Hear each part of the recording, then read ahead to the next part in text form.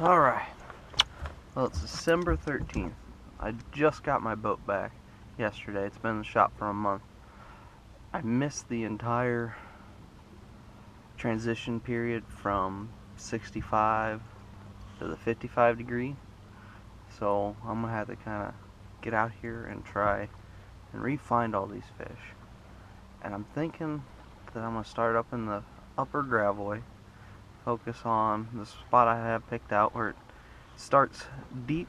You go into the cut, there's some brush piles, you go across and it narrows back out on some shelf rock. So I need to figure out if they're sitting on the brush piles or if they're on the shelf rock. Because usually in a transitional period, once they move from the shallows back out, they key in on rock and bluff ends and stuff like that for winter holding spots. But it hasn't been that cold. I mean, I'm out here in a light jacket and I don't even need it. I just need it to make the run to where we're going. It's 55 degrees right now, and the sun pokes out before the rain hits. It could be 60, 65, no problem. So let's get out here, let's get at them. I'm going to throw a shaky head worm, a jig, throw a little bit of top water. I don't think I'm going to get much of a bite on that, but we'll have to wait and see. Like I said, I've missed a month of fishing. Don't know where they're at. Got it back. Major issues with the motor again, no surprise. Broke the upper motor mounts, and my alternator went out on it. So they say motor mounts never or very rarely break. Well, mine are shattered. I'll have the dealer that worked on my boat. They need to keep them just in case the warranty department needs them back. But I'll show you what broke on them if they don't need them, and I can get them to me. I'll show you guys what it's like, because I had no clue what a motor mount looked like on an outboard motor, but I can teach you. So, anyways, let's get at it. Let's catch some big fish.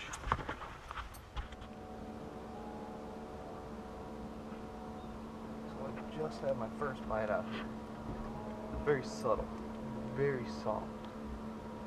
Not sure what it was, but whatever it was definitely a bite. I'm out here on this little rock ledge, just on the mouth of a cove, sitting about 12 foot deep. That's the first bite. Let's see if we can repeat it and catch fish. I'm gonna go a little bit lighter. Instead of a 1/4 ounce, we're gonna go 3/16. We don't need anything heavy crazy today. And I've had 3 bites on that green pumpkin, so we're gonna keep throwing that.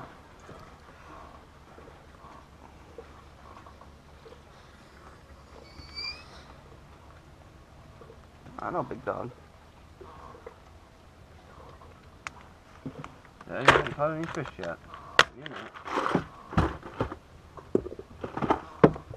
I know where they're at.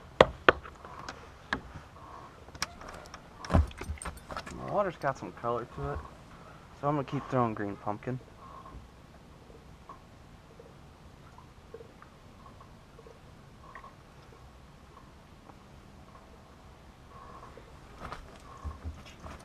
Now this is what I'm throwing.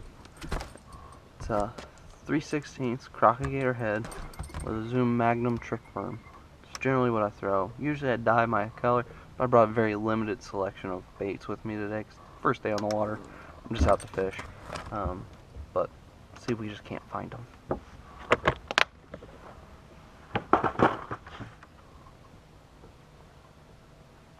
So one thing that you can use to your advantage when you're out here trying to find fish, tournament, fun fishing, doesn't matter. Watch what other people around you are doing. If they're doing something you want to do in a location where you're going to fish, just watch them. If they don't catch anything, odds are there's nothing there. Now, if you're throwing a particular bait and you're getting bit, don't hesitate to go right behind them and follow them back through. Because say like I'm throwing a worm, if I was starting to catch fish, I knew that's the bait, and they're throwing spinnerbait, I'm not getting bit, well guess what? Go back behind them, you might catch a couple good fish. Now say I want to pick up a spinnerbait, I'm not doing any good, well, and they're throwing one, watch them. You know, unless you got a confident color that you think no other fish is going to bite except for that one color, then you can throw it. But I've been watching them throw a spinnerbait down that bank, haven't caught a fish, haven't set a hook, nothing. So to me, I'm not gonna go down that bank and throw a spinnerbait. There's one. Oh. Alright, so I just got bit again. And I was too busy talking. But that was a solid bite. That was a good, solid keeper. I could tell the way he hit it. So let's see if I can get this lure back down there and try and catch him. So I've had 4 bites out here between that dock and this bank. So what does that tell me? It tells me these fish have transitioned from the back to here in the course of a month, which is normal. It's what they should be doing. Haven't landed one, but won't be long. So I've had a few solid bites on that worm, but they just weren't getting it right. So I changed it up. I went to something a little bit smaller, compact. Just a jig with an Okeechobee craw tied on there. Kind of look like a crawdad. See what happens there. I know they're here. I'm getting bit. I'm just not catching.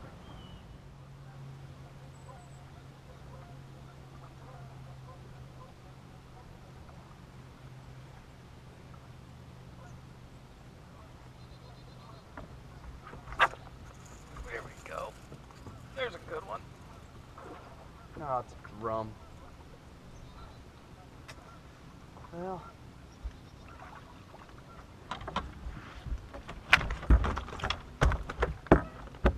that's it.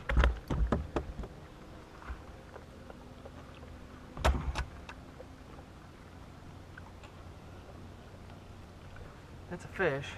It's not the species we're looking for. What do you think about that, big dog? Good fish. Wrong species. Give it a kiss. Good boy.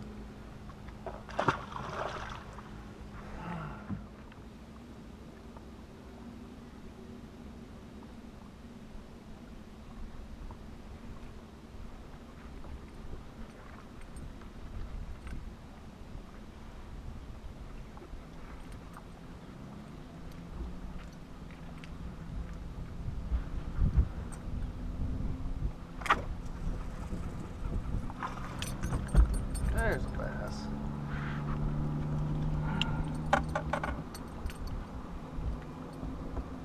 Lay down.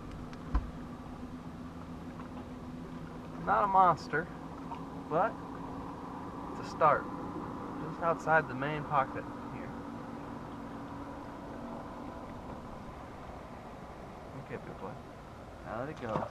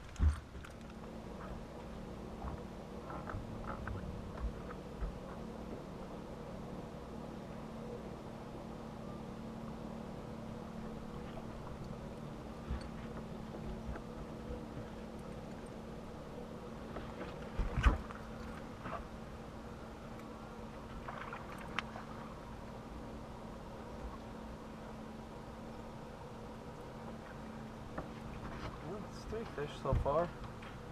Smaller bait.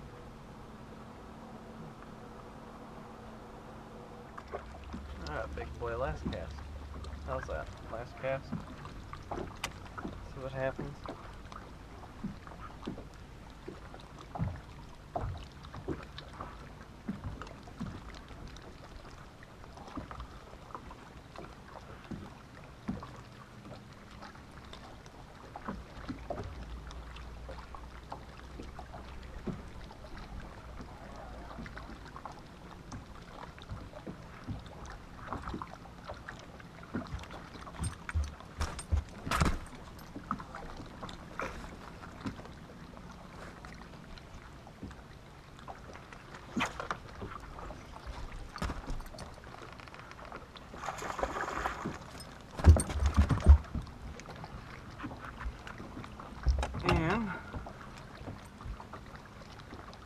that's a good fish to go out. Not a monster, but so I started out with that big old worm right here. It's getting bit. Had about 5 bites, and they all short. I couldn't hook them. So then I switched over to that jig with that pocket crawl on it. A little bit more compact, and I was getting bit, but it was still a little bit too long. Well, then I went to a really short bait. You know, just short trailers, nice compact jig, and I started catching. So that's where it was. Rock, near the points of a mouth of a cove or whatnot, with a little compact bait. Not bad